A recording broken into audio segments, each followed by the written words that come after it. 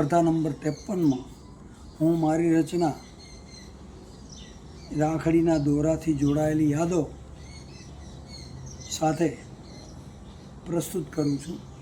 એક થોડો વાચિક અભિનય.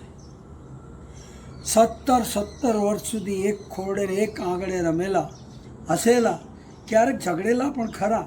અવારનવાર ખીજાઈને એકબીજાના ઝંટિયા પકડી મારી પણ લેતા. પરંતુ 18મી વર્ષગાંઠ ઉજવાઈ બહેનની અને 16મી ઉજવાઈ મારી વર્ષગાંઠ. આવી 16 સાંજ અને થયું નવું ભાન કે બેન હવે પાર્કે ઘેર જશે. એના સગપણ પછી જે રક્ષાબંધન આવી એ કદાચ પિયરની છેલ્લી રક્ષાબંધન હતી. પછી અચાનક નવરાત્રિમાં જ એના ઘડિયા લગ્ન લેવાયા.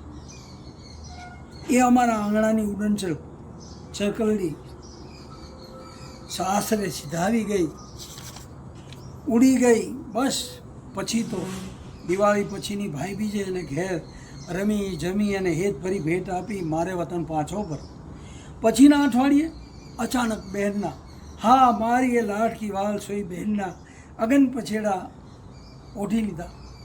મારું કાયમ શ્રેયસથી અને ભાઈનો વિજયથી દરેક રક્ષાબંધને એક રેશમનો તાંતણો રક્ષાસૂત્ર બાંધતી એના નિર્વાજ સ્નેહનું પ્રતીક એ રાખડી, જેના એક એક તાંતણે મોતીએ મઢેલો એના હજારો આશીષ દેતો હેતની હેલી સમો નીત વરસતો ને હવે ક્યારેય નહીં વરસે.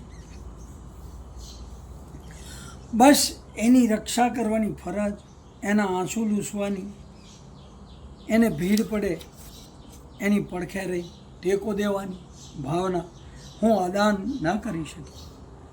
એમને સદા સૂળ બની, એ મને બધું સદા સૂળ બની ચાલશે. દર શ્રાવણી પૂનમે હું એકલો આ કરુણ ગીત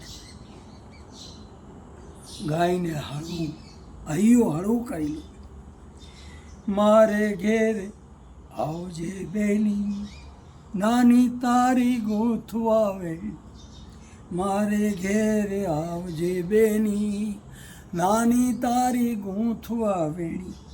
અને જાણે હવાના સુસવાટા સુર કરતા આવે અને વળતો જવાબ સંભળાય, તારે ઘેર આવીશ વીરા, રૂડા તારા મીઠડા લેવા. અને હું કાંગો થઈ એને ગૂંથ્યા કરું છું.